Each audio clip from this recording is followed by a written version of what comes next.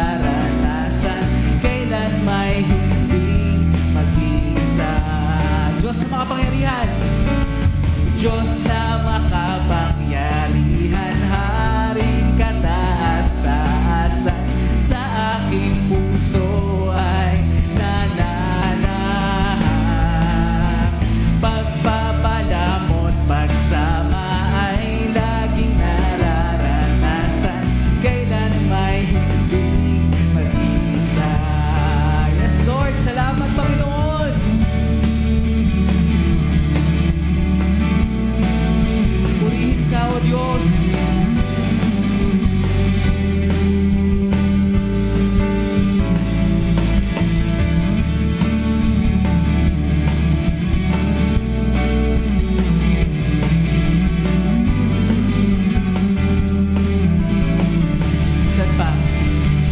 Pangako mo sa'kin, hindi ako iiwan. Sa bawat sandali ay laging sasamahan. Banal na Espiritu, hatid ay kalakasan, upang lahat ng bagay ay mapagtagumpayan. Pangako mo sa'kin, hindi ako iiwan. Sa bawat sandali ay laging sasamahan. Banal na Espiritu, hatid ay kalakasan, upang lahat ng bagay ay mapagtagumpayan. Diyos na makapangyarihan, Haring kataas-taasan, sa aking puso ay nananahan. Pagpapalamon, pagsama ay laging nararanasan. Kailan may hindi, kailan may hindi, kailan may hindi mag-iisa.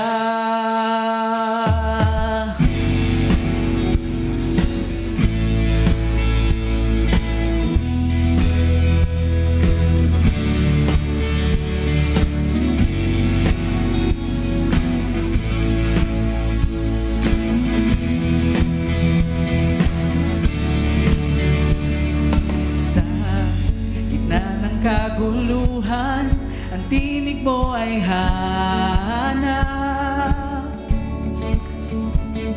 Sa templo mong banal, may bagong kagalakan.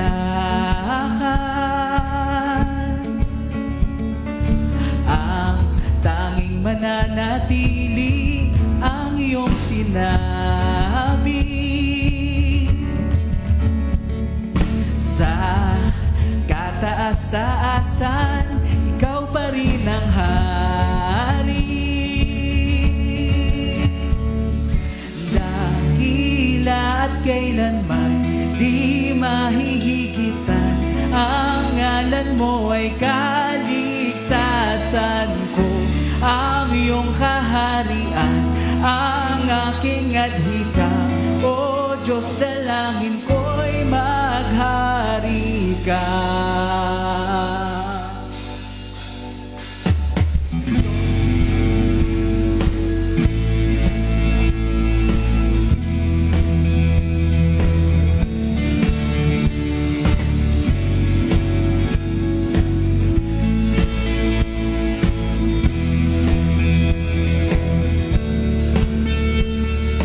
Sa gitna ng kaguluhan, ang tinig mo ay hanap.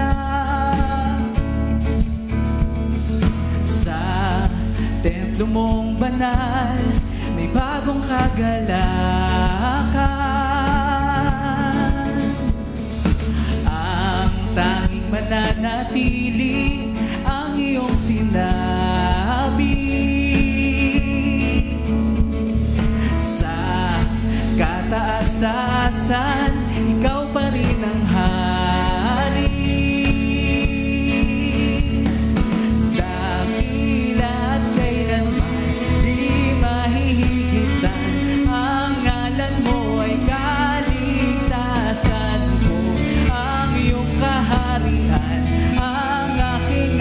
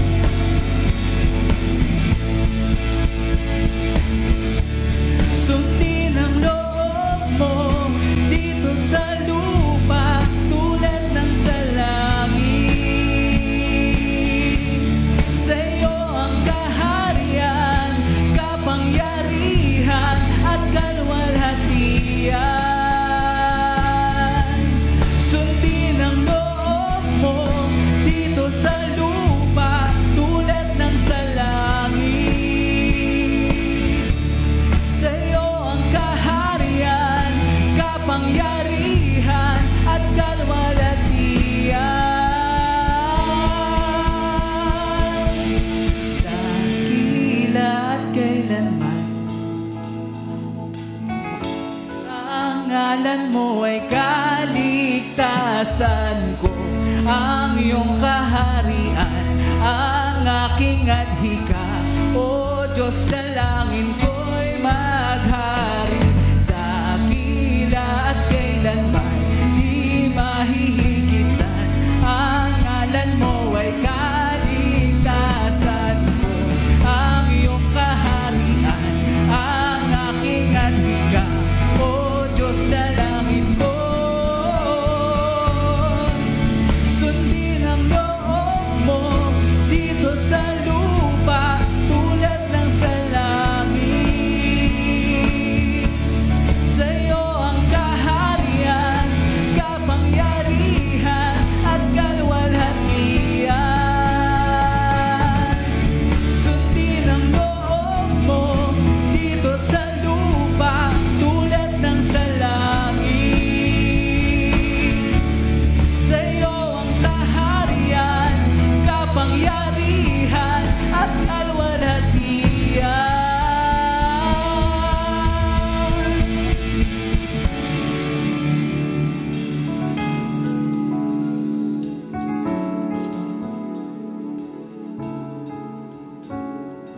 Dakila at kailanman di mahihigitan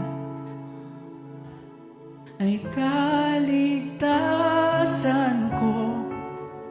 Kaharian, ang aking adhika. Minsan pa, dakila at kailanman di mahihigitan. Ang ngalan mo ay kaligtasan ko. Ang iyong kaharian, ang aking adhika. O Diyos, dalangin ko'y maghari ka. Yes, Lord, hari ka, Panginoon, sa aming puso, sa aming buhay, Panginoon. To continue to seek your presence, Panginoon, sa lugar na ito. Dalangin po namin na buksan mo, Panginoon, ang aming puso.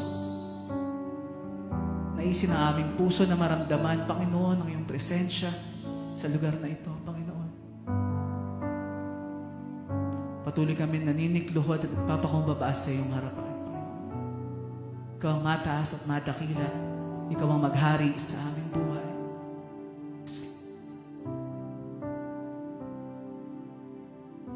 Ang puso ko'y dinudulog sa iyo. Nagpapakumbaba, nagsusumamo, paging dapatin mo. Ikaw ay mamasdan, makaniika at sa'yo ay pumisan. Ang puso ko'y dinudulog sa'yo. Nagpapakumbaba, nagsusumamo, paging dapatin mo. Ikaw ay mamasdan, makaniika at sa'yo ay pumisan. Loobin mong ang buhay ko'y maging banal mong tahanan. Luklukan ng iyong wagas na pagsinta. Daluyan ng walang hanggang mga papurit pagsamba. Maghari ka, O Diyos, ngayon at kailanman.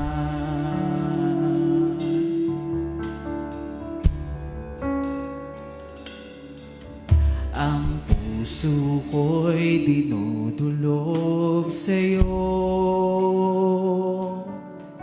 Nagpapakumbaba, nagsusumamo, paging dapatin mo. masdan, makaniig ka at sa'yo ay pumisan. Loobin mo ang buhay ko'y maging banal mong tahanan. Luklukan ng iyong wagas na pagsinta. Daluyan ng walang hanggang mga papurit pagsamba. Maghari ka, O Diyos, ngayon at kailanman. Loobin mo ang buhay ko'y maging banal mong tahanan. Luklukan ng iyong wagas na pagsinta. Daluyan ng walang hanggang mga papurit pagsamba. Maghari ka, O Diyos, ngayon at kailanman. Loobin mo, Panginoon, loobin mo ang buhay ko'y maging banal mong tahanan. Luklukan ng iyong wagas na pagsinta. Daluyan ng walang hanggang mga papurit pagsamba. Maghari ka, O Diyos, ngayon at kailanman. Yes, Lord. Maghari ka, O Diyos, ngayon at kailanman. Maghari ka, O Diyos, ngayon at kailanman.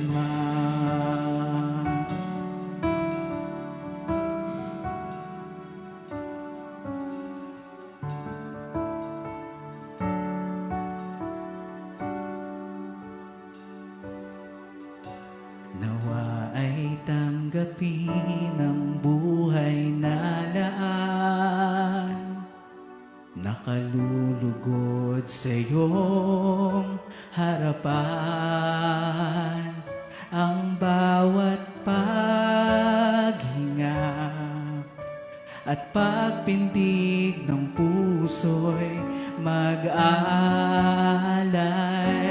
sa iyo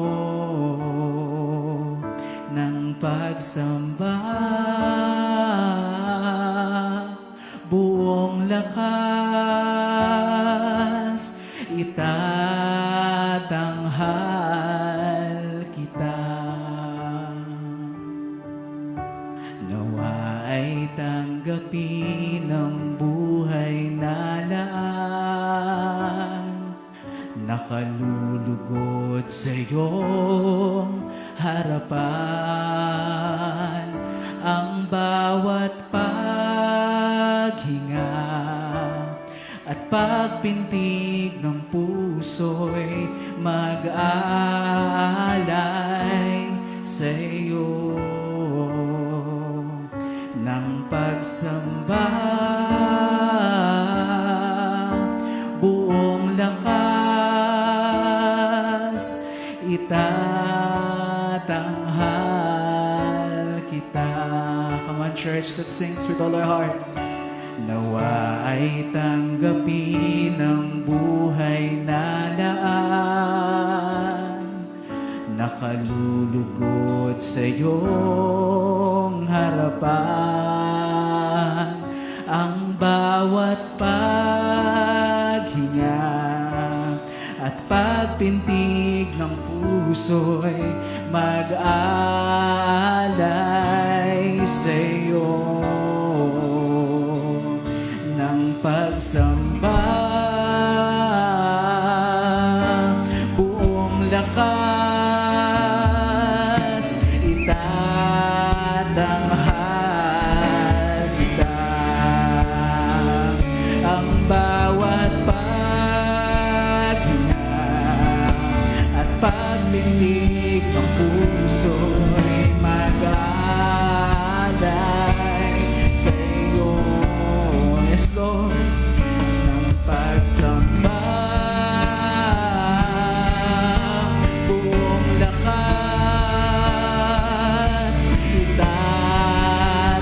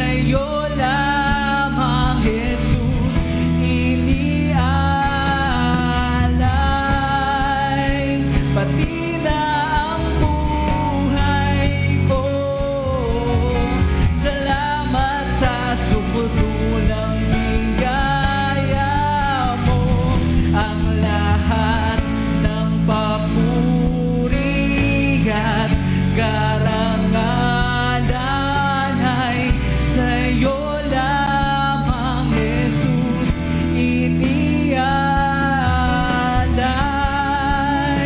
Pati na ang buhay ko, salamat sa sumudulang biyaya mo.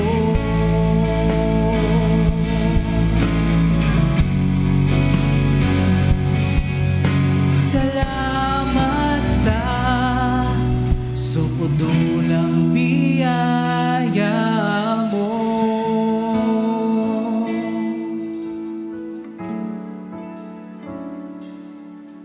Salamat sa sukdulang biya, ang lahat ng papuri at karangalan.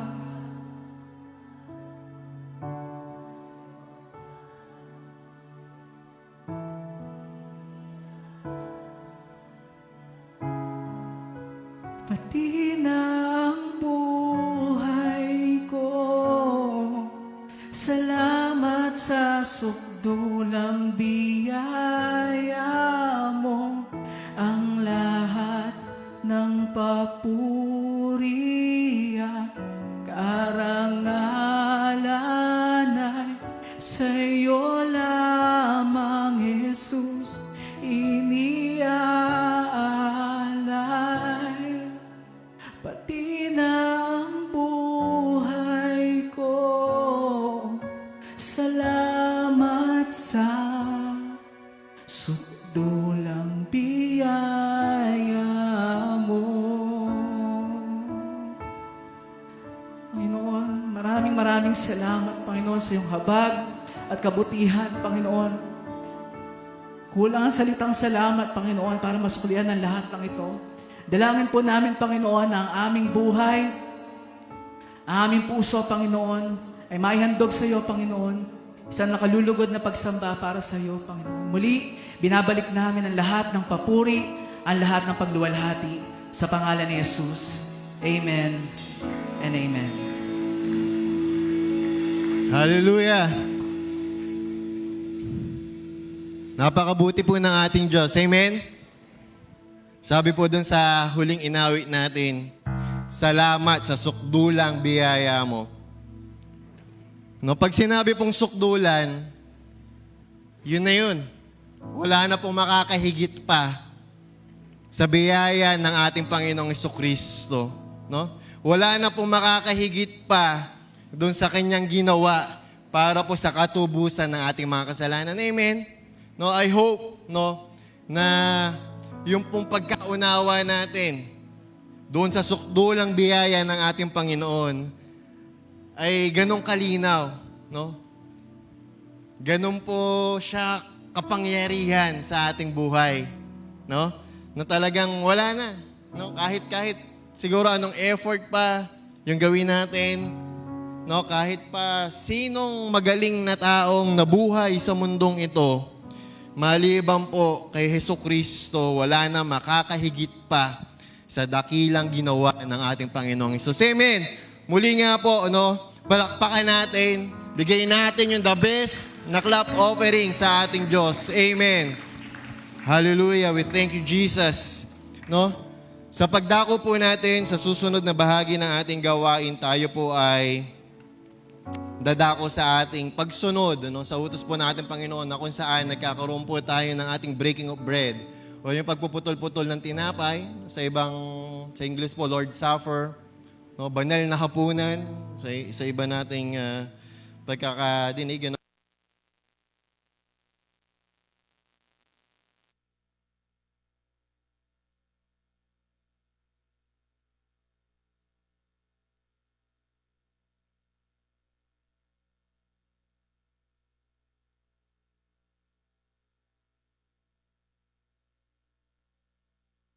Ating paniniwala at ng buong pananampalataya natin sa natapos ng naggawa ng ating Panginoon Jesucristo. Amen?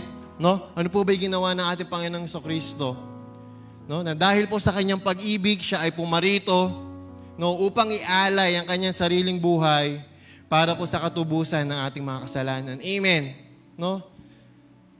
Yun lamang po yung dahilan kung bakit natin ginagawa ang mga bagay na ito, no? Sapagkat ito po ang ating deklarasyon ng pananampalataya natin at pagkilala natin, sabi nga po doon sa awitin, sa sukdulang biyaya ng ating Panginoon sa Kristo, no? Na siya'y namatay upang mahugasan ng ating mga kasalanan. Na pinagdaanan niya po ang lahat ng hirap, no? Na siguro ay hindi natin dadanasin hanggang sa lumisan tayo sa mundong ito, na yung hirap at kahihiyan na kanyang pinagdaanan, no? Kahit na po siguro meron tayong pinagdadaanan sa mga oras na ito, higit pa yung ginawa ng ating Panginoong Jesucristo, no? Para nang sa ganun ay magkaroon po tayo ng tunay na pananampalataya sa Kanya, na anuman po yung sitwasyon natin, kaya niya po tayong samahan. Kaya niya po tayong tulungan. Kaya niya po tayong ialis dun sa sitwasyon na yun. Kasi siya mismo, higit pa dun yung kanyang naranasan. No? Kaya po sa umagang ito, sa pagbasa po natin ng salita ng Diyos para po sa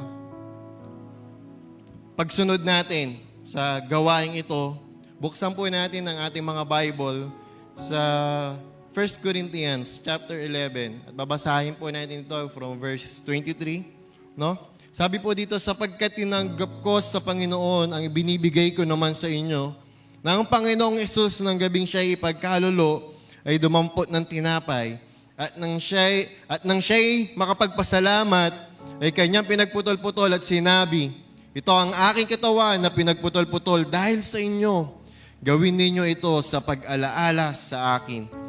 At gayon din naman, hinawakan niya ang saro pagkatapos na makahapon na sinasabi, ang sarong ito ay siya'y bagong tipan sa aking dugo.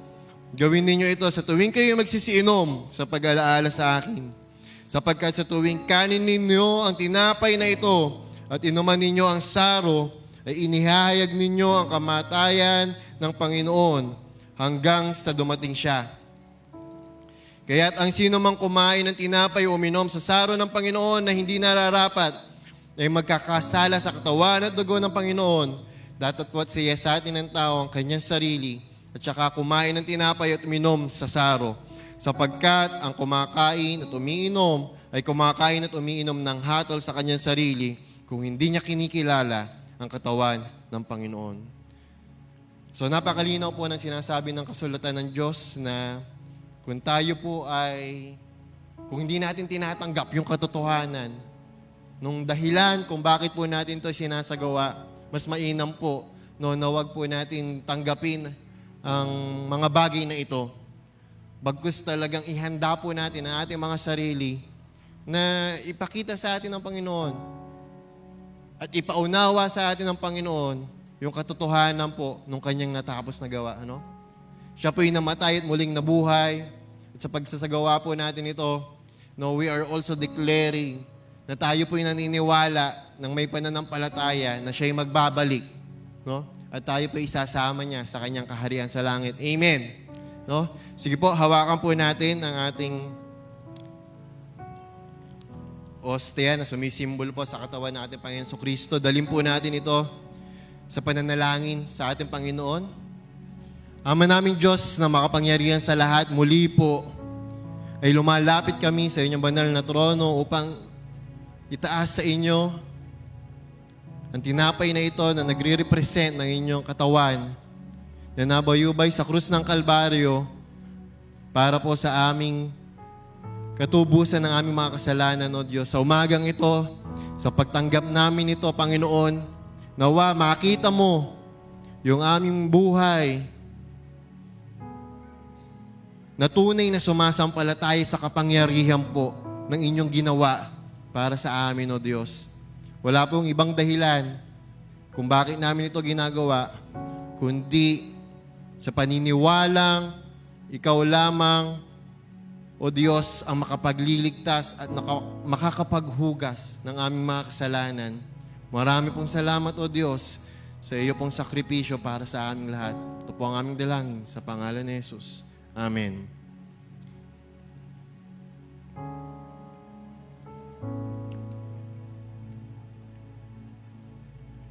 hawakan po natin ang grape juice na nagre-represent po sa banal na dugo ng ating Panginoong Jesucristo. Gayon din naman, Ama, andito po ang katas ng ubas na sumisimbolo po sa banal na dugo ng aming Panginoong Jesucristo na dumaloy sa krus ng Kalbaryo. Panginoon, nananampalataya at naniniwala kami na tanging ang banal na dugo lamang ng aming Panginoong Jesucristo ang nakakapaghugas ng aming mga kasalanan.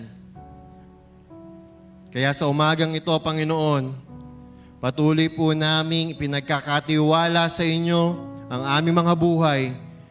Bagamat kami ay kung minsan patuloy pa rin nagkakamali, nagkakasala, O Diyos, naniniwala at nananampalataya pa rin kami na patuloy na sa pamamagitan po ng aming pananampalataya sa iyong sakripisyo at sa pagdaloy ng iyong banal na dugo, sa kapangyarihan ng iyong banal na dugo, Panginoon, ng aming mga kasalanan, even yung mga magagawa pa lang namin, Panginoon, ay kayang hugasan at linisin ng kapangyarihan ng inyong banal na dugo. Kaya sa umagang ito, nawa ay patuloy na maging katanggap-tanggap ang aming mga buhay sa iyong banal na harapan sa pagsasagawa namin ito. Maraming pong salamat, O Diyos. Sa iyo po ang pinakamataas na papuri, pagluwalhati at pagdakil at pasasalamat po ang aming dalangin sa pangalan ni Jesus. Amen.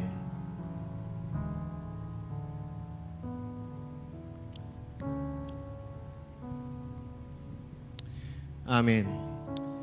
Muli, O Diyos, sa iyo po ang pinakamataas na papuri, pagdakilat, pagsasalamat sa umagang ito. O Diyos, naniniwala kami na ikaw ay babalik.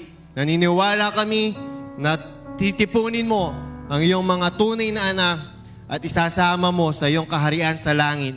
Kaya muli, O Diyos, maraming pong salamat. Ikaw ang aming Diyos, ikaw lamang at wala nang iba. Ito po ang aming dalangin sa pangalan ni Jesus. Amen and amen.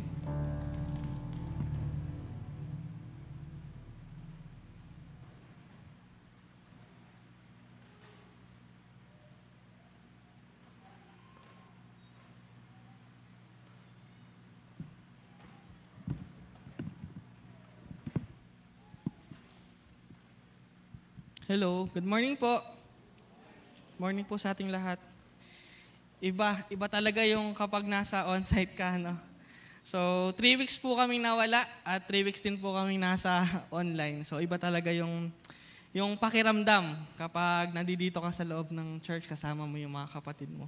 Kasi 3 weeks, nasa biyahe kami, doon kami nakikinig ng ano. So, mabuti ang Panginoon kahit nasa naman po tayo, no?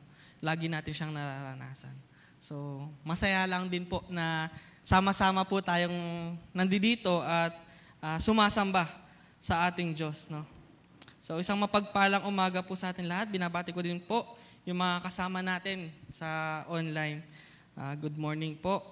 And sa mga bago po nating mga kasama, si Sister Lovely. So, welcome po. And si Sister Vanessa and Sister Ione. So, welcome po sa simbahan ng Panginoon. At kami po ay nagagalak na nakasama po namin kayo sa oras na ito, sa araw na ito. No? So, tuloy pa din po tayo sa ating pag-aaral. Ano nga po ba yung mga pinag-aaral natin this past few weeks? No? About worship. No? Sino po sa atin yung unti-unti na i-apply na kung ano ba yung true meaning ng worship? Meron po ba? No? So, importante po na lahat po ng ating natututunan galing sa ating Panginoon ay nade-develop sa atin, na ipuput natin into practice. Amen po mga kapatid. So, ngayon po ay patuloy pa din po tayo sa ating pag-aaral patungkol sa worship. No? So, excited po ba tayo mga kapatid na merong ibibigay sa atin na bago ang Panginoon? Amen? No? Lagi po tayong magalak. Lagi po tayong maging handa sa mga bagong revelation na ibibigay po sa atin ng Panginoon. No? Bago po tayo pumunta sa worship na ating pong topic, lagi po nating naririnig yung culture 'Di ba? Mga nakaraang mga nakaraang linggo ay lagi po natin naririnig yung salitang culture. Malinaw po ba sa atin, mga kapatid, ano ang ibig sabihin ng culture? No? Culture is simply how a group of people lives. No? Kung paano daw po namumuhay ang isang grupo ng mga tao. No? Kami po ay na-observe po namin ito nung pumunta po kami sa ibang bansa kung paano yung culture na meron sila. No? And ano po siya, different po siya dito sa kultura ng mga Pilipino. So nanggaling po kami sa China. So iba po yung kultura ng mga tao doon. No? Bawat group of people po ay may kanya-kanyang kultura. So it's everything they believe, do, create, and communicate. Siyempre, kapag nasa China ka, iba yung lengguwahe nila doon. Di ba? Mandarin. No, pag nandito ka naman sa Pilipinas, may mga iba-iba tayong wika. Di ba? Pag may Tagalog, pero may Kapampangan, may Bisaya, di ba? May Tagalog. At marami pa tayong language. No? So, una, yung believe, their ideas, values, and what they think is true. No? Kung ano po yung kanilang pinaniniwalaan. No? Their ideas, values, yung belief po. No? And what they think is true. Tayo po, bilang mga Kristiyano, isa po sa pinaniniwalaan natin. And yun po, yung pinaniniwalaan natin na ating Panginoong Jesus ay siya po ang Kristo. Siya po ay Panginoon. Agree po ba kayo doon? Lahat po ba tayo, iyon yung belief natin, iyon yung paniniwala natin. No? And yun po yung isa sa same sa isang culture. No? Kung ano yun po yung kanilang pinaniniwalaan and belief and values. No? Isa pa po, yung everything they do, their custom, tradition, and how they behave. No? Sa mga Pilipino po, 'di ba? Pagka sinabing Pilipino, hospitable 'yan. Masiyahin, no? Ano pa? Ano pa ba ang behavior ng mga Pilipino? Ha? Resilient, no? So, everything they behave, no? Totoo po ba na ang mga Pilipina ay mainhin? Sa ngayon po ba ito pa din po ba yung kultura ng mga Pilipina ngayon? Ano po ba ang kultura ng mga Pilipino ngayon? Mga lalaking Pilipino? Ano? O naiiba na? No? So, mamaya po, matututunan natin ano ba yung kultura na nais ng Panginoon para sa atin. Isa pa po is yung create, how they create their art, tools, music, and food. No? And lastly po, yung how they communicate. No? Sabi po dito, it's passed down from generation to generation and helps people understand each other and feel like they belong. So ito po yung kultura. No? It passes from generation to generation. Naniniwala po ba tayo dito? So, isa pong example nito, kapag pumunta po tayo ng Mountain Province, yung mga kapatid po natin doon, mga Igorot, no? Nakikita po natin, it passes from generation to generation. Hanggang ngayon, kung ano yung kultura nila, yun pa din po yung ginagawa nila.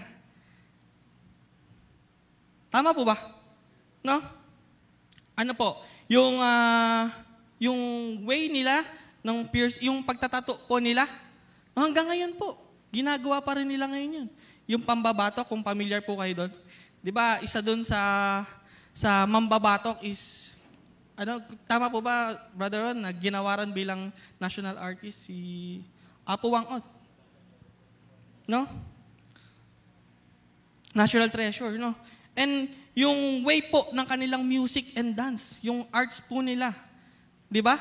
The way kung paano nila i-perform yung kanilang music. They use gangsa, di ba yun yung pinaka-familiar sa atin, yung pag pumunta kayo ng Baguio, may ginagamit nila yun, di ba? Yung parang bilog siya na pinupukpok. So, Yun kasi yung familiar sa akin, yung gangsa. No? And kung paano po sila mag-dance, di ba may mga may mga traditional dance sila. Hanggang ngayon po, ginagawa po nila yon. Kahit nga po pumupunta sila sa sa city, kung paano po sila manamit, ganun pa rin. Di ba? May mga ibang tao na modern na.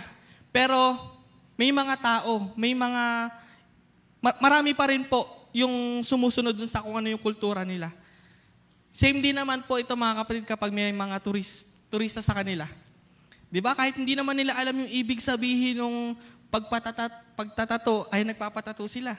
Nagsusuot sila ng kung paano mag-dress yung mga kapatid natin ng mga igorot, ay nagsusuot sila. Di ba? Sumasayaw sila. So, dahil yun yung kultura ng mga tao doon, yung mga tao na turista, they feel welcome. So, iyon din po, mga kapatid, yung gusto natin na mangyari sa bawat isa sa atin na makabuo tayo ng kultura. Yung kultura na nais ng Diyos para sa atin. Ito po ay ang worship culture. Amen, mga kapatid? And it passes from generation to generation. Gusto niyo po ba yan, mga kapatid? Na kung mapapansin po natin, mga kapatid, tayo po ay nasa modern days na kung saan pinadali na po ng teknolohiya yung way of life. Pero, di ba, kung paano sila mag-prepare ng food, di ba? Yun pa rin napapasa from generation to generation. So, nakukuha po natin, sinampol ko lang po sila, and marami pa pong mga group of people na may kanya-kanyang kultura. No, sinampol ko lang po yung kapatid natin sa Mountain Province, sa Igorot, para mas madali po natin maunawaan ano ba yung kultura, ano ba yung culture. No? And isa pa po, yung sustainable practice po nila. Kung paano po sila farm. Di ba? Yung sikat na rice terraces. Kasama sa Seven Wonders, di ba? So hanggang ngayon po, ay pinapractice pa rin nila yon. Kahit na ang dami ng bagong way ng farming ngayon, pero yun pa rin yung ginagawa nila. No? Hindi nila binabago kung ano yung nakagis na nila. No? Maihahalin tulad din po natin ito, mga kapatid, sa nais ng Panginoon sa bawat isa sa atin na magkaroon tayo ng worship culture. Nais po ba natin, mga kapatid, na kapag tayo po ay wala na dito sa mundong ito, kung ano yung ginagawa natin ngayon ay ginagawa pa rin ng mga susunod na henerasyon. Kaya po natin pinag-aaralan yung worship. No? Kasi po, mga kapatid, kung paano tayo mag-worship ngayon, kung paano po yung lifestyle natin ngayon, kung paano po tayo mabuhay ngayon, iyon po yung maipapasa natin sa next generation. Tama po, mga kapatid? Naniniwala po ba kayo doon? Kaya po galingan natin. Sa tulong ng Panginoon. Ihanda po natin yung next generation. No? Kasi kung tayo ay magpepetiks-petiks lang, no? Kung tayo po ay hindi susunod sa nais ng Panginoon na mangyari sa buhay ng bawat isa sa atin, paano pa yung next generation? Kung ano na yung takbo ng mundo, yun na yung gagawin nila ngayon. At yun po, yung nakakalungkot, nangyayari na po. Na kung ano yung takbo ng mundo, yun na po yung sinusunod ng karamihan. No? Kaya po ito ay malaking challenge po sa atin, mga kapatid. Bilang ito po yung nais natin na magkaroon tayo ng worship culture, ng Jesus culture, na kung sino si Kristo sa atin ay iyon yung makita po sa bawat isa. No? Kung nais po natin, mga kapatid, na yung apo natin, yung mga anak natin na lumaki ng may worship culture, na sumusunod, nagmamahal, may ibig sa ating Diyos, unang-una, makita muna po iyon sa bawat isa sa atin. Amen po, mga kapatid? No? Malaki po yung ating responsibilidad. Malaki po yung role ng bawat isa sa atin. Sabi po dito, culture is simply how a group of people lives. Kung paano po tayo namumuhay. Amen, mga kapatid? So, bago po tayo dumako sa susunod na topic natin, ay tayo muna po ay manalangin. Dear Heavenly Father, we thank you, Lord, sa oras na ito. Pinagkaloob niyo po sa amin. We believe, Lord God, na may bago po kayong revelation na ibibigay po sa buhay ng bawat isa po sa amin. Lord, we open our hearts. Ma-receive po namin yung nais niyo po sa amin bilang mga lingkod mo. Magawa po namin yung nais mo, Panginoon. Lord, salamat sa kabutihan mo, sa katapatan mo, sa pag-ibig mo na lagi po naming nararanasan. Lord, sa oras po na ito ay amin pong ibinababa ang lahat. Kami po ay nagpapakumbaba sa inyong harapan na lahat po ng aming mga iniisip, isasantabi muna po namin ito. At kami po ay makikinig sa inyong salita. Lord, Holy Spirit, we welcome you in this place, O God. Kayo po ang mag-touch ng heart ng bawat isa po sa amin. Lord, we praise you, we love you, we bring back all praises sa inyong pangalan. In Jesus' name, Amen. So sabi po sa Romans 12:1-2, kaya nga mga kapatid, alang-alang sa masaganang habag ng Diyos sa atin, ako'y nakikiusap sa inyo na alay ninyo ang inyong sarili bilang isang handog na buhay, banal at kalugod-lugod sa Diyos. Ito ang karapat-dapat na pagsamba ninyo sa Diyos. Huwag kayong makiayon sa takbo ng mundong ito. Sa halip, hayaan ninyong baguhin ng Diyos ang inyong pag-iisip upang maunawaan ninyo ang kanyang kalooban. Sa gayon, magagawa ninyo kung ano ang mabuti, kalugod-lugod at ganap sa kalooban ng Diyos. So ilang weeks na po natin binabasa tong verse na ito. No? Napakadaming revelation na binibigay po sa atin ng Panginoon. No? Mga kapatid, hindi po instant ang magkaroon ng isang worship culture. No? Hindi po siya instant na bukas, meron tayong kultura na kung saan ay every one of us ay meron ng worship culture. Meron ng Jesus culture. No? Sabi po dito, sabi po ni Paul, si Paul po hindi niya po ito sinabi sa isang tao lang. No? Sabi niya, ialay ninyo ang inyong sarili. Marami po siya kinakausap dito. No? Huwag kayong, di ba, makiayon sa takbo ng mundong ito. No?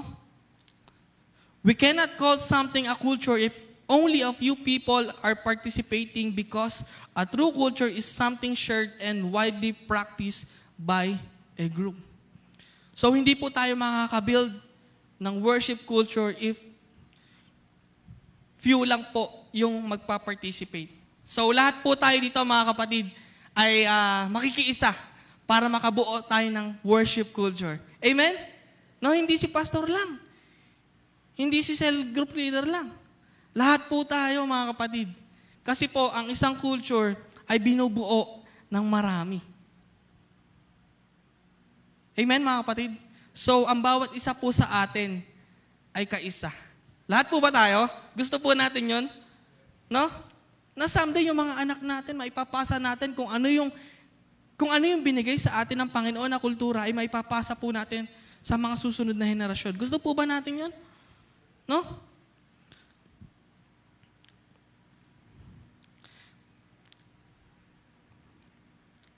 Example, mga kapatid, yung mga kabataan ngayon, ano na yung kultura na nilalakaran nila? Dati, bawal ka sumagot sa magulang eh. Pag sumagot ka, pingot ka. Ngayon, magulang pa yung kailangan magpakumbaba para masunod yung gusto ng bata eh. Ganun po ba yung kultura ng Pilipino noon at ngayon? Di ba nababago? No? Kung paano po yung disiplina ng mga Pilipino noon at kung paano po yung disiplina ng mga Pilipino ngayon. Dati naalala ko kung paano disiplinahin ang mga bata, lalong-lalo na sa eskwelahan. Luluhod sa munggo, abot-abot ang pingot, talagang tataas yung paa mo pag napagalitan ka eh. Ngayon, hindi mo na pwedeng pagalitan ng bata. Makakanti mo yung kanilang emosyon, no? Na pwedeng pagmulan ng depresyon. No? Nababago mga kapatid. No? Noon, bago mo sagutin ang nanliligaw sa'yo, talagang mag-aalay ng ilang manok. Sabi nga, tatawirin pa yung ilang bundok eh. Eh ngayon, in just one click, tayo na ba? Di ba? Ganun po ba? Nangyayari po ba? No?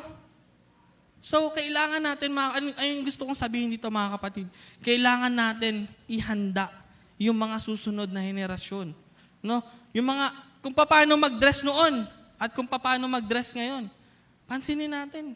Kaya nga tayo tinawag na, dalagang Pilipina. Eh ngayon, talagang halos napakita na lahat eh. Di ba? Nababago.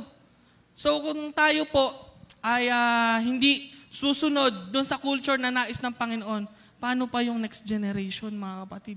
Sumusunod sila sa kung ano yung trend ng mundo, sa kung ano yung gusto, kung ano yung nais ng mundong ito. No? Malaki po, mga kapatid, yung role natin. At sama-sama po tayong lahat para maihanda yung mga susunod na henerasyon. No? Sino po sa atin gusto mag-build ng worship culture? Pwede ko po bang makita ang inyong mga kamay? So, ayan o. Halos lahat tayo, mga kapatid. No? Magsisimula po yan, mga kapatid, sa atin. No? Sa bahay. Kung nasang place po tayo. No? Hindi natin siya pwedeng iasa sa iba. Magsisimula po siya sa sarili. No? Kapag nagsimula siya sa sarili, kay gandang pagmasdan na lahat tayo ay may ganong puso. Yung puso na willing sumunod sa nais ng Panginoon. Amen? So kung isipin natin, parang ang hirap eh. Parang mawawala ako dun sa group ng mga sinasamahan ko kapag sinunod ko yung culture ng nais ng Panginoon eh. Mamaya mga kapatid, mapapag-aralan natin, paano ba? Ano ba yung way? Paano tayo makakapag-build ng worship culture? So excited po tayo na malaman yon, mga kapatid. Building your personal worship culture. No, developing this culture rests of 3 key foundations. So gaano ba kahalaga yung foundation? Ano ba ang purpose? Ano ba ang role kapag alam natin yung foundation? 'Di ba sa isang building kapag mababaw yung pundasyon, kapag dumanas ng iba't ibang pagsubok, kunyari lumindol, bumagyo, o magkasunog, kung ano man, kung mababa yung pundasyon, kung hindi stable yung foundation, ano pwedeng mangyari? Gumuho, bumagsak. Masayang ang lahat. So kaya importante, mga kapatid, yung foundation.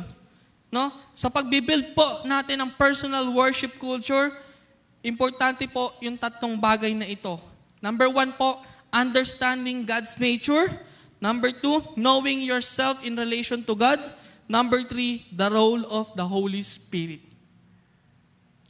So yun po, yung 3 foundation para po tayo ay makabuild ng worship culture. Importante po, mga kapatid, na alam natin yung 3 bagay na ito.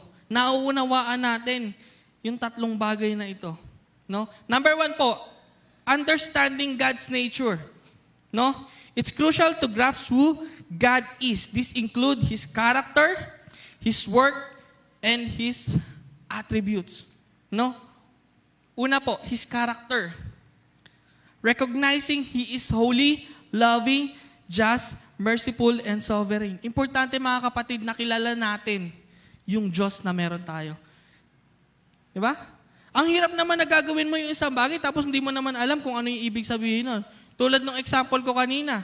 Bakit sila nagpapatato? Alam ba nila ibig sabihin nun? Yung mga igorot, alam nila kung ano ibig sabihin nun eh. Bawat isang tuldok nun may ibig sabihin. No?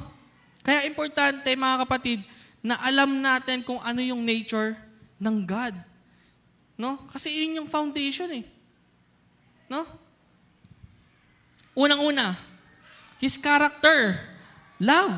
Sabi po ng 1 John 4:8, anyone who does not love does not know God because God is love. No? Nakuha natin mga kapatid, tayo po, hindi natin masasabi na kilala natin ang Diyos kung hindi tayo marunong magmahal. Kasi God is love. Di ba? So lahat po ba tayo dito ay nagmamahal? Marunong magmahal. Kahit hindi ka ibig-ibig, ay marunong tayong umibig. No? God is love. Isa siya sa karakter ng Panginoon. No? Kasi, paano natin sasabihin na God is love kung hindi naman nakikita sa atin? Di ba? Paano tayo magbibuild ng culture na, yung culture na ito, mga tao nito, ang God niyan ay God of love. Pero hindi naman nakikita sa kanila na marunong silang umibig. No? Pwede ba yon? Hindi, di ba? Kung ang iibig, sabi nga po, kung ang iibigin lang po natin yung mga taong kaibig-ibig, wala tayong pinagkaiba sa iba. Kasi kaya din naman nila gawin yun, kahit yung masasama, kayang umibig eh. Mahal nila yung mga anak nila eh. Di ba? Pero yung God na meron tayo, kahit hindi ka ibig-ibig, kaya niyang mapatawad, kaya niyang mahalin. So, yun yung culture na gusto din natin na mabuild sa atin.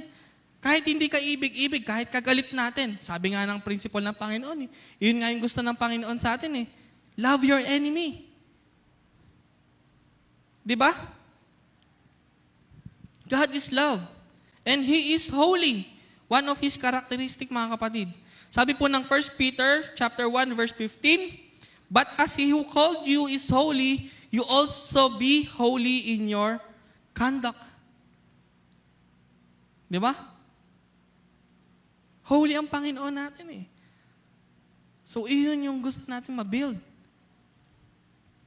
Na sa lahat po ng conduct, sa lahat po ng ginagawa natin, sasabihin natin, iisipin natin, lagi nating titignan kung ano yung foundation, kung ano yung understanding, kung ano yung pagkakaunawa natin sa nature ng Diyos natin. He is holy. No? Naalala ko mga kapatid, kasi ito, lagi ko pinapanood dati. Kaya lang, nung sa every dayo nila, kilala nyo po yung yung si Coach Mavs, yung Mavs Phenomenal Basketball. Ganun. Hindi po kayo familiar doon. So, sa mga mahilig mag-basketball, siguro mga familiar doon. No? Dati, yung mga content nila, puro dayo, tapos may mga pustahan. Pero na-amaze ako mga kapatid sa mga content nila ngayon. Sa lahat ng pinopost nila, nag-share siya ng Word of God. Halos matapos yung buong content, nag-share siya. No? Ibig sabihin mga kapatid, sa lahat ng ginagawa niya, lagi niyang iniisip. Yun nga po yung yung lagi niya sinasabi eh. Ginagawa niya yung what fathers, kung ano yung gusto ng Panginoon na gawin niya. No? Ganon din po tayo mga kapatid, sa lahat po ng conduct natin, sa lahat ng ginagawa natin, ay lagi po natin tignan kung ano yung nature ng Panginoon. No? He is just.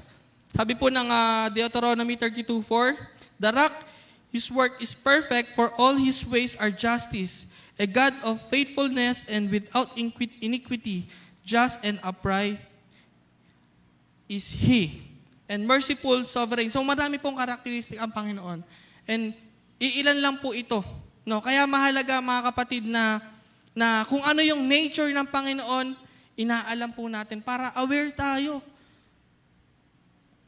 Diba? Ano ba yung culture na meron ako? Ano ba yung culture na ginagalawan ko? Baka against na to dun sa talagang dapat na ginagawa ko. No? So, for us to develop mga kapatid, para makultivate sa atin yung personal worship culture, importante po na alam natin yung character ng Diyos na meron tayo. No? Merciful po ang ating Panginoon, pero He is also just. No? Ano ba po? His works. Appreciating His role in creation, redemption, and providence. No? Kung paano po tayo iniligtas, kung paano po tayo tinutulungan ng Panginoon, and His creation. No? Mga kapatid, nabanggit ng mga nakaraang teaching, di ba? Na yung Milky Way, yung galaxy natin, isa pa lang yan sa 2 trillion galaxy. Di ba kayo, na-amaze ba tayo mga kapatid na ganon yung works ng Lord na meron tayo? No? Ganon yung creation niya. Tapos meron lang tayong prayer na hindi nagawa ng Lord. Parang, Lord, hindi mo ba kaya to? No? So mga kapatid, lagi po nating i-appreciate yung creation ng Lord, no? Yung redemption, yung providence, yung pagliligtas niya sa atin at pagtulong niya sa atin, no? Sabi po ng Hebrews 11, verse 3, by faith we understand that the universe was formed at God's command, so that what is seen was not made out of what was visible. And sabi din po sa Psalms 19 verse 1, ang kaluwalhatian ng Diyos ay ipinahayag ng kalangitan, ang ginawa ng kanyang kamay, pinapakita ng kalawakan. Kaya mga kapatid, kapag tayo ay nadi-discourage, tingala lang po tayo, tingnan natin yung wonderful na creation ng Panginoon. Ma-amaze po tayo. No? Kapag tayo po ay nalulungkot, magmasid-masid lang po tayo sa paligid natin. Lagi po nating alalahanin yung gawa ng Panginoon. No? Sabi nga po, napakadaming dahilan para tayo ay magpuri sa Panginoon. No? Hindi sapat yung isang dahilan na ang bigat-bigat ng ating nararamdaman para tayo ay malungkot. Magmasid-masid po tayo sa kapaligiran natin at alalahanin natin yung yung gawa ng ating Panginoon. And number 3 po, His attributes. No? Understanding His omnipotence, no? All power po ang ating Panginoon, omniscience, all-knowing, and omnipresence, ever-presence. No? All-powerful po ang ating Panginoon. Alam niya po ang lahat ng nangyayari. At lagi po siyang nariyan para sa atin. No? Ano man po yung pinagdadaanan natin, ano man po yung struggles natin sa buhay, hindi po yan lingid sa ating Panginoon. Kahit yung mga nangyayari ngayon, mga kapatid, di ba? Kung makikinig kayo ng mga balita, kung manunod kayo ng mga balita ngayon, di ba? Ilang mga bansa na ang nagigera, naglalabanan. Alam yan ng Panginoon, mga kapatid. Actually, bago pa nga yan mangyari, nasulat na po yan sa Biblia. Sabi po ng 2 Timothy 3:1-5, but understand this, that in the last days there will come days of difficulty. For people will be lovers of itself, lovers of money, proud, arrogant, abusive, disobedient to their parents, ungrateful, unholy, heartless, unappeasable, slanderous, without self-control, brutal, not loving good, treacherous, reckless, swollen with conceit, lovers of pleasure rather lovers of God, having the appearance of godliness but denying its power, avoid such people. Sabi, in the last days, ito na yung mga matutunghayan natin, yung mga makikita natin. And it's happening today, mga kapatid. No? Marami ng tao, abusive. No? Marami ng tao ay reckless. No? Brutal. No? Mga balita ngayon, grabe. Nag-away lang, nagpatayan na. Dahil sa isang kanta. Di ba? Lovers of money. Sobra nang maibigin sa salapi. Proud, arrogant, abusive. Diba? So, mga kapatid, tayo po ay nasa last days na. No? And lahat po ng mga nangyayari niyan, alam po ng Panginoon. Nasulat nga po eh. Diba? And sabi po sa Matthew 24:4-10, sumagot si Jesus, ito po yung time na tinanong nung kanyang mga alagad si Jesus, kailan kailan siya babalik at kailan yung huling araw, no? Sumagot si Jesus, mag-ingat kayo upang hindi kayo maligaw ni numan. Maraming paparito sa pangalan ko at magpapanggap na sila ang Kristo. At marami silang maliligaw. Makakarinig kayo ng mga labanan at makakabalita ng mga digmaan sa iba't ibang dako. Nangyayari po ba ito, mga kapatid? No? Ngunit huwag kayong mababahala dahil talagang mangyayari ang mga iyon. Bagamat hindi pa iyon ang katapusan ng mundo, maglalaban-laban ang mga bansa at gayon din ang mga kaharian. Mga kapatid, nangyayari na ito. Alam ng Panginoon na mangyayari ito. So ano yung bakit ko sinishare ito, mga kapatid? No? Hindi para takutin tayo. No? Gusto ko lang po sabihin sa atin na lahat po ng nangyayari sa mundong ito ay alam po ng Panginoon. Amen, mga kapatid? No? So, huwag tayong mabahala na. Sabi nga po, huwag kayong mabahala eh. Dahil alam ng Diyos ang lahat ng ito. No? So, mahalaga po, mga kapatid, na alam natin yung attribute ng ating Diyos. Kasi paano kung hindi? Nag-worry na tayo, Lord, ano mong gagawin ko? Magtatago na ba ako sa ilalim ng lupa? Magtatago na ba ako? No? Alam po ng ating Panginoon ang lahat ng yan. No? Knowing who we are worshiping help us worship how we should. It makes our worship real, meaningful, and pleasing to God. No?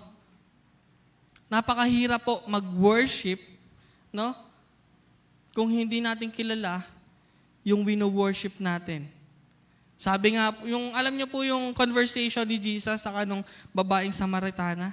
Kayo mga Samaritana ay nag-worship kayo na hindi niyo naman kilala. Yung wino-worship nyo, kami mga Hudyo ay nag-worship nang kilala namin kung sino yung Diyos na wino-worship namin. No? Sabi po ng John 4:23-24, but the hour is coming, and it's now here, when the true worshipers will worship the Father in spirit and in truth. For the Father is seeking such people to worship Him. God is spirit, and those who worship Him must worship in spirit. No? Kaya importante, mga kapatid, na kilala natin, alam natin yung character, yung works and attribute ng ating Diyos. No? Kasi ang hirap nga po mag-worship kung di natin kilala yung Diyos na wino-worship natin. Di ba? Di natin alam kung tama ba yung ginagawa natin eh. Na tama ba na mag-offer ako ng ganito? Tama ba na ganito yung gawin ko? Makakalugod ba to? Dahil holy ang Panginoon, ibibigay ko kung ano yung karapat-dapat para sa Panginoon. Dahil loving siya, magiging loving ako. Kasi, paano kung hindi natin kilala na loving ang Diyos, na holy ang Diyos? Paano natin maibibigay yung best na worship para sa Kanya? Nakukuha natin, mga kapatid? No? Nakukuha po natin.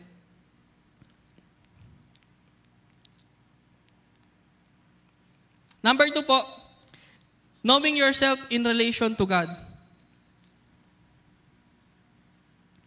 Your identity as a cherished child of God.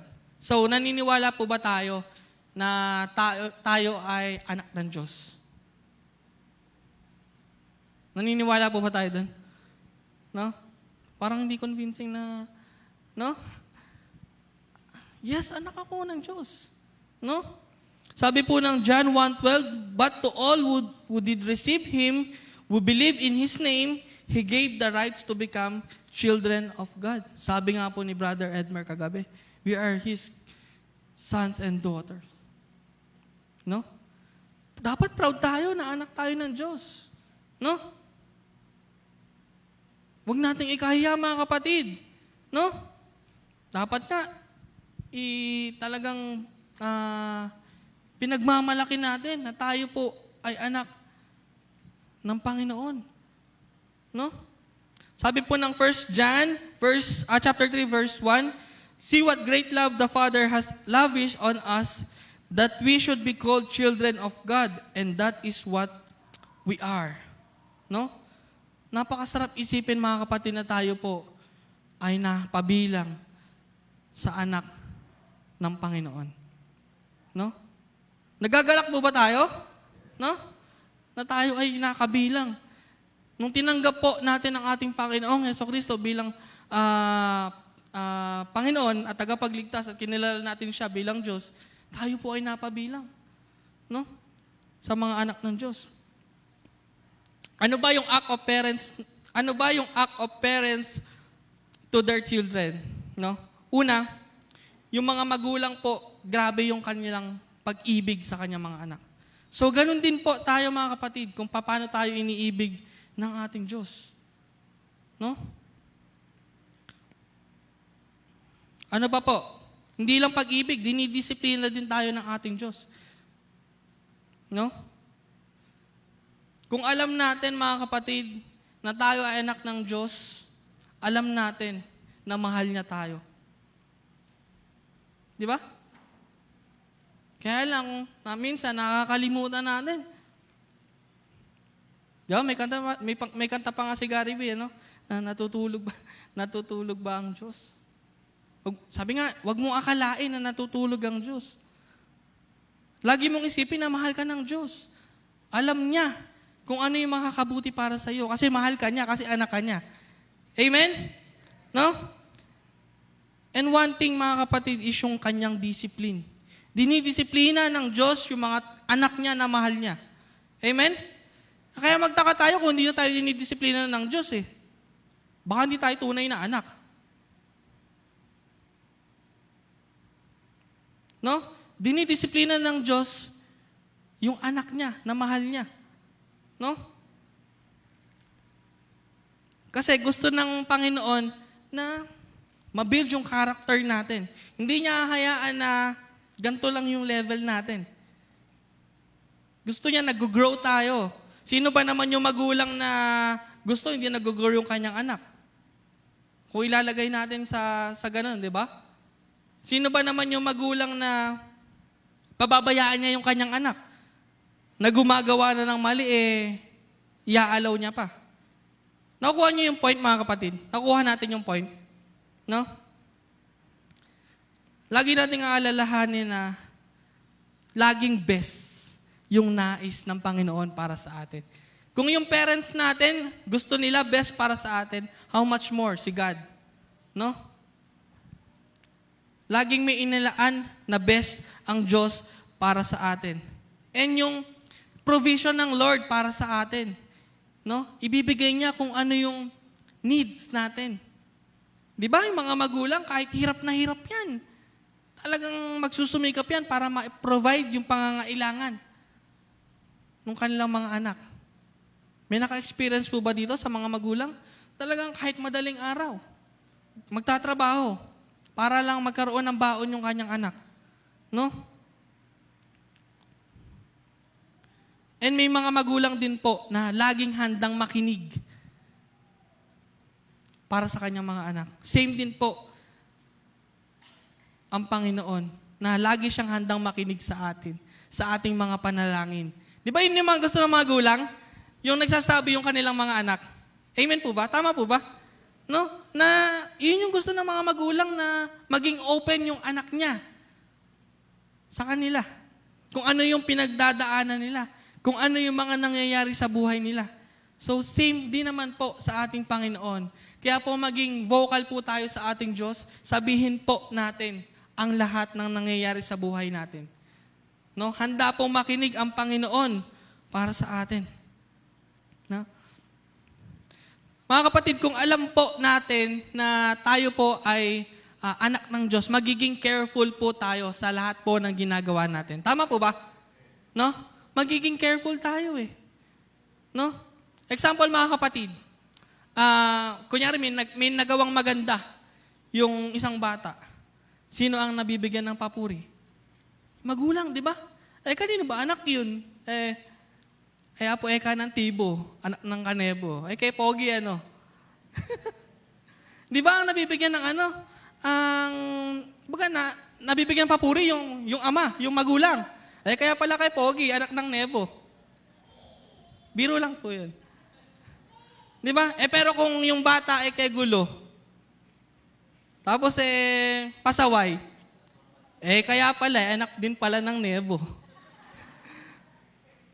Di ba? Anak daw po pala ng pastor, kaya pala No? So, ganun din mga kapatid, magiging careful tayo sa lahat ng ginagawa natin. Kasi di ba? Gusto natin maging proud yung parents natin. Gusto natin maging proud ang Lord sa atin. Anak ko yan! Di ba? Pag may nagagawang maganda, anak ko yan. Di ba? So, gusto nyo po ba yan mga kapatid, na something sasabihin, mag-proud ang Lord sa'yo? No? Gusto po ba natin yan mga kapatid?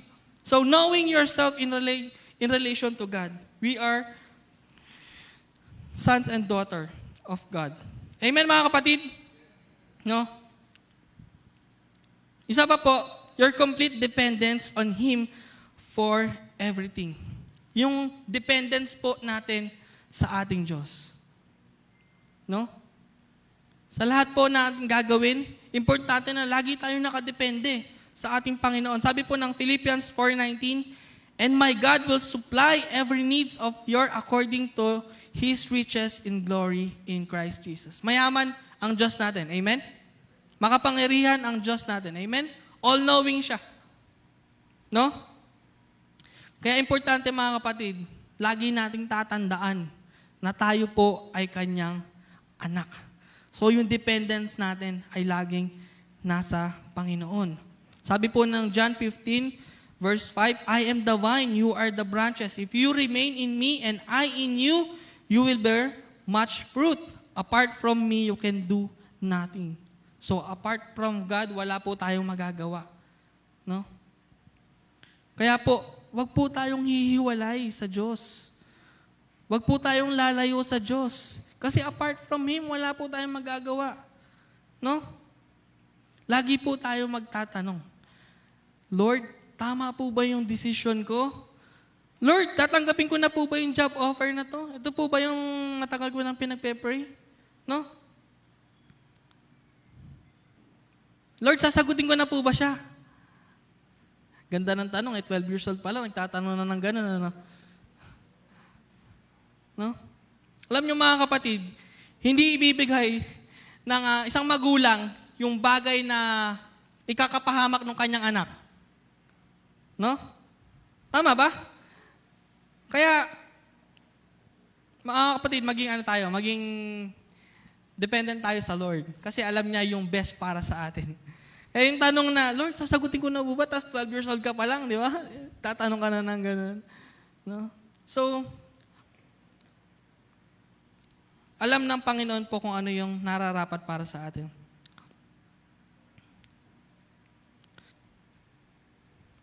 Kaya po, mahalaga din po, mga kapatid, na lagi po tayo nagsisik sa Lord. No? Sabi niya, apart from Him, wala tayong magagawa eh. No? Minsan, gumagawa na lang tayo ng sarili nating desisyon. Di ba? Hanggang sa dumating na point na hirap na hirap tayo. Di ba? So, mga kapatid, lagi po nating alalahanin na laging sumangguni po sa ating Diyos. Amen? Pangatlo po, your ultimate purpose is to bring Him glory. No? Yung makapagbigay po tayo ng glory sa ating Ama, sa ating Diyos. No? 1 Corinthians chapter 10, verse 31, "So whether you eat or drink or whatever you do, do all for the glory of God."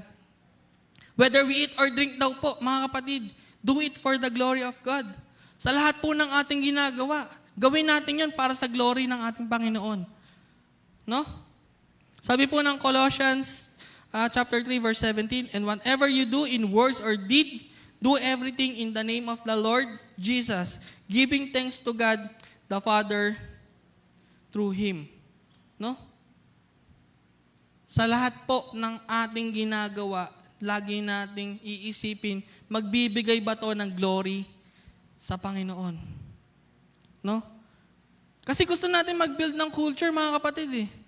No, kahit hindi na yung mga ka-churchmate natin yung kasama natin, kahit hindi na mga ka-cell group yung mga kasama natin, na ipapamuhay pa rin natin yung culture, yung worship culture. Nakuha natin mga kapatid? No? Whether we eat or drink, kapag ininom ko ba to, magbibigay ng glory sa Panginoon? Kapag kinain ko ba to, magbibigay ng glory sa Panginoon? Kapag sinabi ko ba to, magbibigay ng glory sa Panginoon? Kapag ganito ba ako mag-isip, magbibigay ng glory sa Panginoon? Amen mga kapatid? No? So, sabi ko nga po, nasan man tayong lugar, ay importante na ipapamuhay natin yung culture ng Diyos. Yung worship culture. Yung culture na nagbibigay ng glory sa Kanya. Amen mga kapatid? No? Kaya, kung paano tayo mag-isip, kung paano tayo kumilos, kung paano tayo magsalita, lagi nating iisipin, makakapagbigay ba ito ng buhay sa iba? Mare-represent ko ba si Jesus? Kapag sinabi ko to, kapag ginawa ko to? No? So, mga kapatid, it is a reminder sa lahat po sa atin na yun yung lagi nating isipin. Lahat ng ating pong gagawin ay magbibigay ng glory sa ating Diyos. Amen? Para makapag-build tayo ng worship culture, dapat matibay yung foundation natin. Amen? No?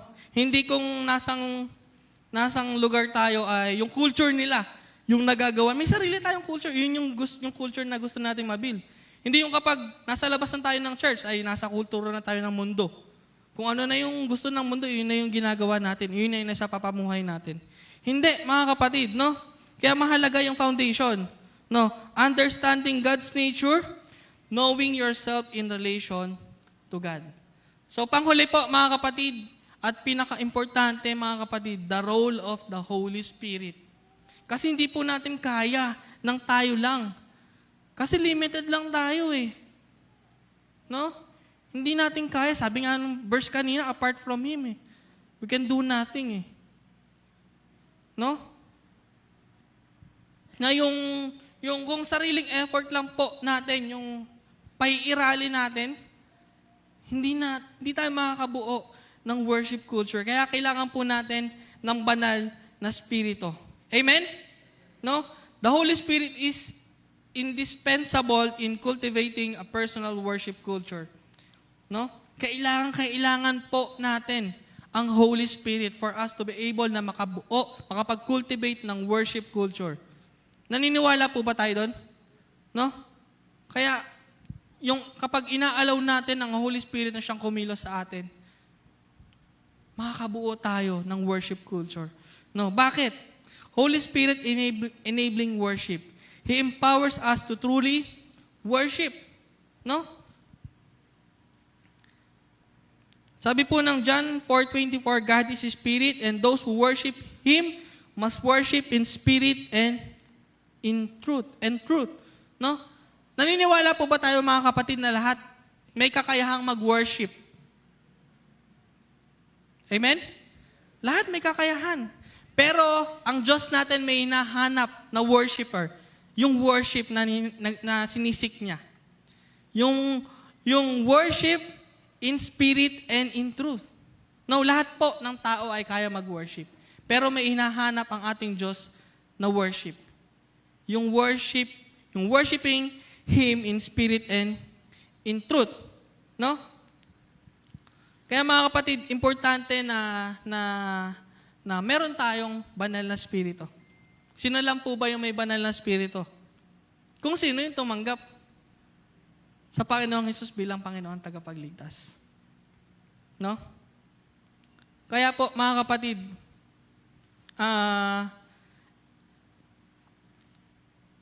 dapat kapag nag-worship tayo, lagi tayong nagpe-pray sa Holy Spirit na yung worship, ito yung nais ng Diyos na gawin ko. No? Kasi baka mamaya, yun lang yung tingin natin sa sa worship. Attend ako ng church, taas ako ng kamay, tingin ko naman, okay naman to. Di ba? Sabi natin, worship is a lifestyle. Hindi lang siya nakabase dun sa pagkanta natin, pagpunta natin ng church. Lifestyle. Kung paano tayo mamuhay. Part siya ng worship. Pero yung buhay talaga natin ang nais ng Panginoon. At saka, nag-worship tayo in spirit and in truth.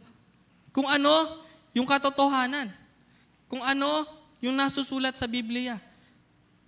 No?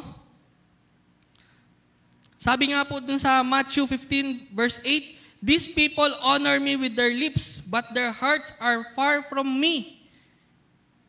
Di ba? Kaya, ang daling mag-pretend na nag-worship tayo.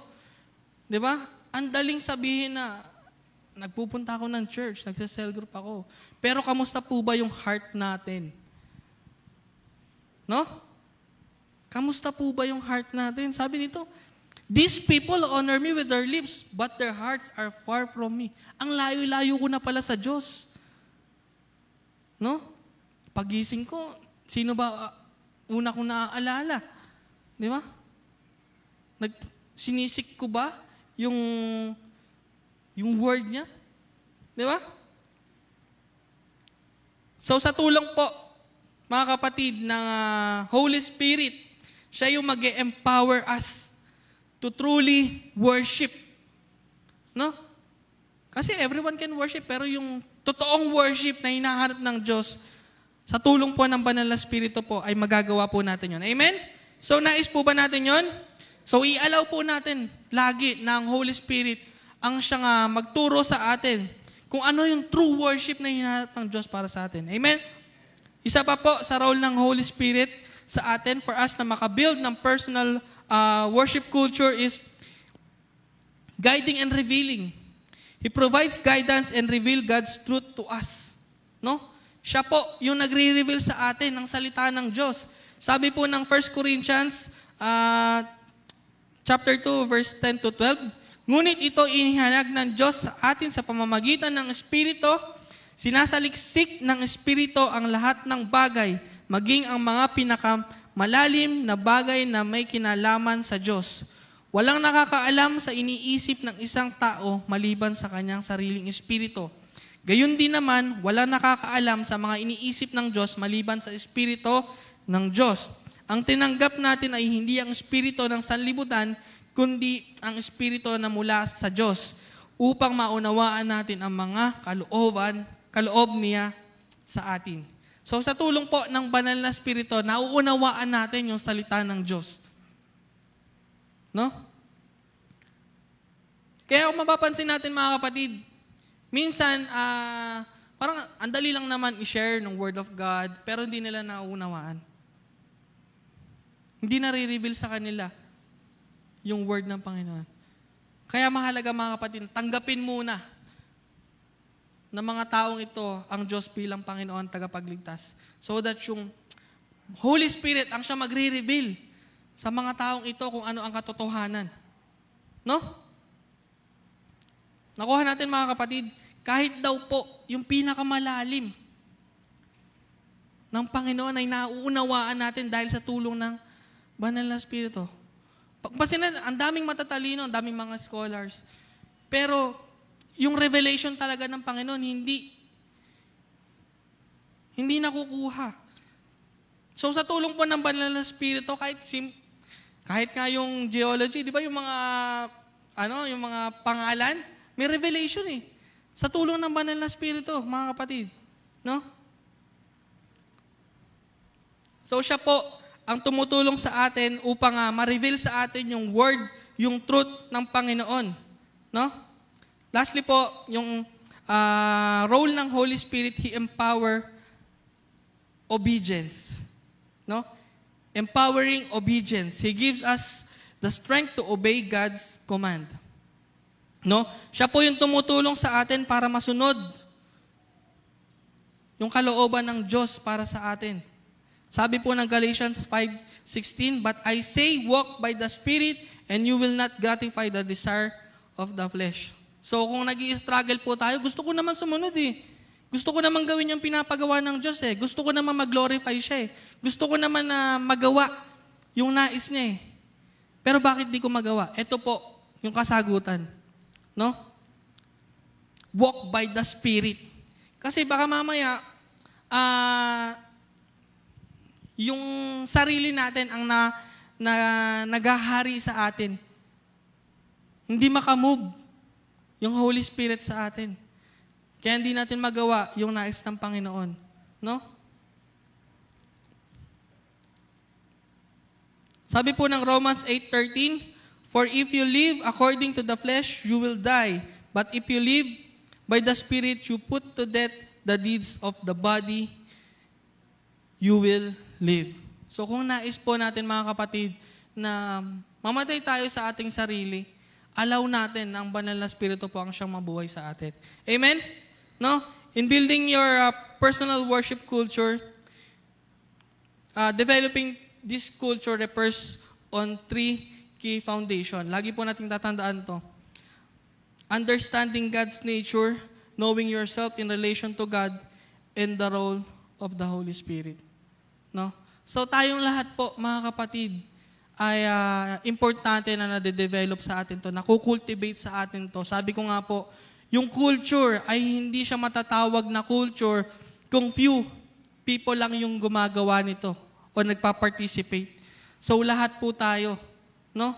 Na kapag tayo po ay nasa labas na ng church na ito, masasabi, grabe yung Diyos niyan, nagbabago ng buhay. No? Yung dati na ganito yung tingin sa'yo, parang maloko, puro kalokohan yung ginagawa, mag-glorify ang Diyos dahil sa buhay mo. Gagamitin ka ng Diyos. Amen, mga kapatid? Nais po ba natin yon na magamit yung buhay natin para makapag-influence sa ibang tao? No? Na ma-ready natin yung mga next generation. Yung next generation. Yung generation na magsisik sa Diyos. Yung generation na magmamahal sa ating Diyos. Tayo po ay tumayo.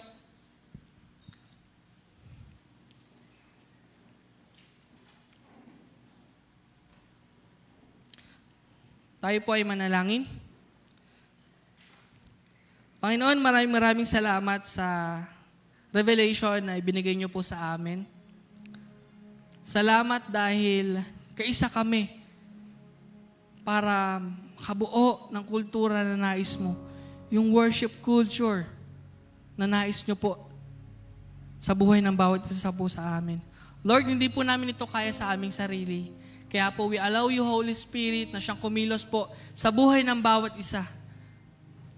May mga area po kami ng buhay na hindi pa namin nasusurrender sa inyo, na kami pa din po yung nagdidesisyon, kami pa din po yung nangunguna sa mga dapat namin gawin. Lord, we offer it to you, Panginoon. We surrender everything, Panginoon, sa inyo. At we allow you na siyang maghari sa buhay ng bawat isa sa amin. Lord, we believe, gagamitin niyo po ang bawat isa sa amin to prepare the next generation. Gagamitin niyo po kami bilang salt and light sa mundong ito, Panginoon. Sa lahat po ng aming iisipin, sa lahat po ng aming gagawin, sa lahat po ng aming sasabihin, ikaw lamang po ang mapapurihan at maluwalhati. Salamat, Panginoon, dahil pinili niyo kami. Salamat, Panginoon, dahil isinama niyo kami bilang inyong mga anak. Lord, nagpapasalamat kami, Panginoon, dahil ngayon nalaman namin kung sino ka, kung ano yung mga ginawa mo para sa amin. Lord, ano pa yung hindi mo kayang gawin? Binigay nyo nga po, Panginoon, yung nag-iisang anak nyo para sa amin. Ano pa yung hindi mo kayang gawin para sa amin? Lord, patawarin nyo po kami kung naiisip namin kung minsan na pinababayaan nyo kami, Panginoon. Patawarin nyo po kami kung humihina yung aming pananampalataya sa inyo. Lord, ibalik niyo po kami sa init ng pag-ibig namin sa inyo. Yakapin niyo po kami, Panginoon. Baguhin niyo po kami, Panginoon. We allow you, God, na i-transform po yung buhay namin.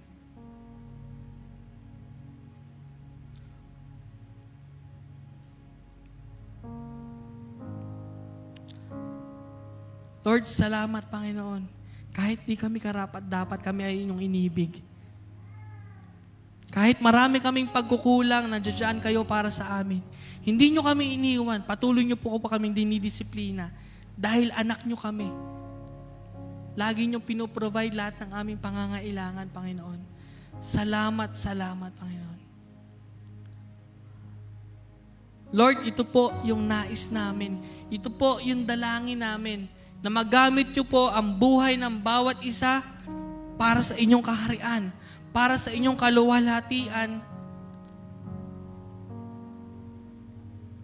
na magamit nyo po ang buhay namin upang makilala kung sino ka sa buhay namin, Panginoon. Yung Diyos na kayang magbago ng buhay, yung Diyos na kayang ibigin ang sino man.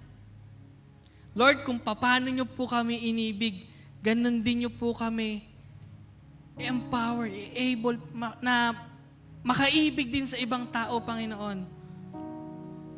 Na ikaw lagi yung titignan namin, hindi yung aming sarili. Lord, maraming salamat po. Tanging sa inyo lamang po namin inaalay ang aming buhay.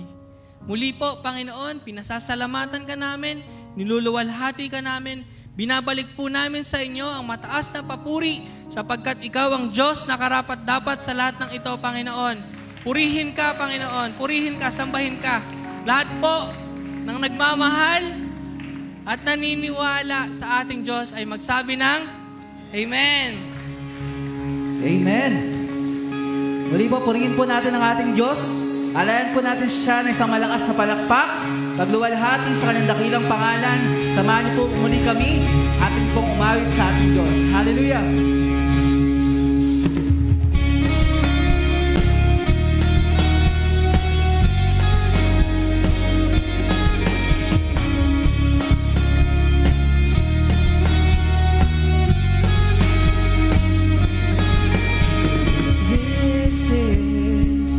The day you made, so I'll rejoice and be glad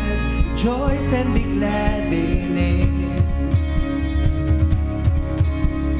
This is where I believe you are more than enough for me.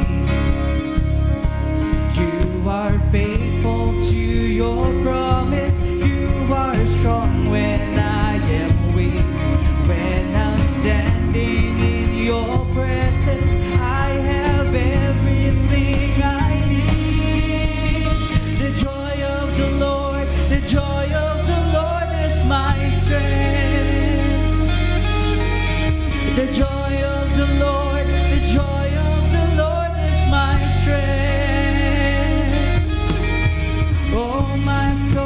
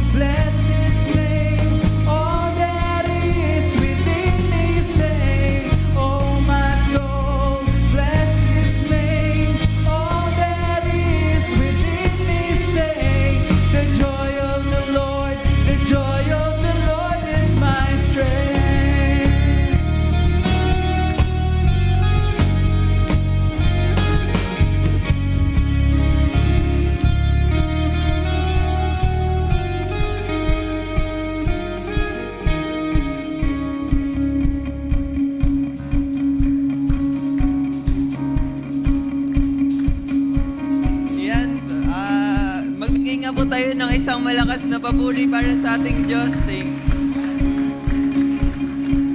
So, announcements lang po. Next week, magkakaroon po ng youth ng Interchurch Fellowship. Inaanyayahan po namin ang lahat ng youth para sa isang masayang gathering. More than masaya po is, sorry po.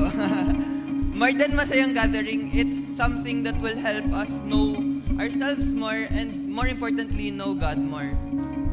And for our second week naman po ng July, we will have magkahiwalay na boys and girls fellowship para sa mas deeper and mas special or mas included na mas open na fellowship po within the genders. Yan, that's it po for the youth announcements. Thank you po and have a nice day. God bless. Amen. Hallelujah. So, announcement lang din po, after the service, magkakaroon po ng Couples Fellowship. So, yung mga available po this afternoon for the Couples Fellowship ay meron po tayong gawain after this. Amen? Malinaw po ba? No? Kahit konti tayo, okay lang. So, mga kapatid, napakaganda po ng mensahe ng Panginoon. Amen. In the past 3 weeks, when Brother Bebong started to mention the word culture, nung kami po ay nagmi-meeting ng mga elders ng church, we were really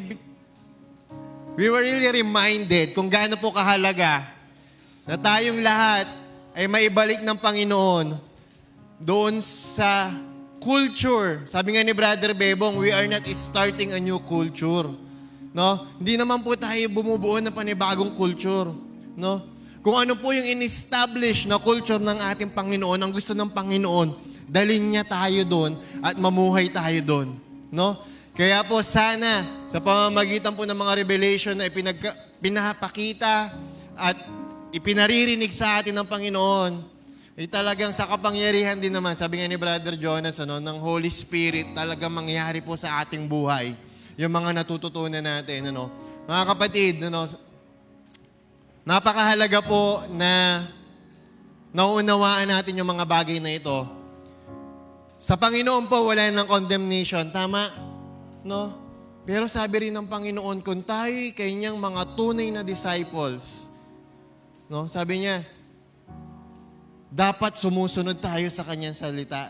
Sabi pa ng salita ng Diyos sa John, sa book of John, if you are truly my disciples, if you are truly, may salita pong truly, are my disciples, you listen to me and you follow me. Sumusunod po ang tunay na disciple ng Panginoon sa kanyang mga utos. Bagamat wala na pong condemnation, meron pong guidelines, merong biblical principles, meron pong biblical constitution na ang gusto ng Panginoon, ganun po tayo namumuhay. Amen? Yes, nagkakamali tayo. Hindi po tayo perfecto. Ang pangako lang ng Panginoon, when we come to Him, He is willing to forgive us. Ganun po yung biyaya ng ating Panginoon. Pero hindi po ibig sabihin, mamumuhay lang tayo doon sa nais ng sarili nating pamumuhay. Amen? Malinaw po ba? Yun po yung culture na gusto nating i-build. And when we say we are building a culture of worship, we are building, we want to live in the kingdom culture. Ang ibig sabihin ng mga kapatid nun, pinagtitibay natin. Kasi sabi ko nga po, yung culture na establish na ng Panginoon, ang gusto niya lang, manatili tayo doon at mamuhay tayo according doon sa kultura na siya mismo ang nag-establish. Malinaw po ba, mga kapatid, So, sama-sama po tayo, tulong-tulong po tayo. Aalalayan natin ang bawat isa. Aakayin natin ang bawat isa para po tayo mag-grow at mag-mature doon sa kultura na siya mismo ang nagbuo. Malinaw po, mga kapatid? So, sige po, baunin po natin ang mayamang pagpapala ng ating Panginoong Kristo sa Kanya po na nagbibigay ng pag-ibig na hindi natin kayang sukatin man lang. Sa Kanya na makapag-iingat sa atin. Balik po natin sa Kanyang pinakamataas na papurit pagluwalhati sapagkat ang lahat ng bagay ay mula sa Kanya at sa pamamagitan niya at pag-aari niya sa kanyang kaluwalhatian ngayon at magpakailanman. Amen at amen and amen. Magkita-kita po tayo ulit next week. Maraming po salamat. Glory to God. God bless everyone.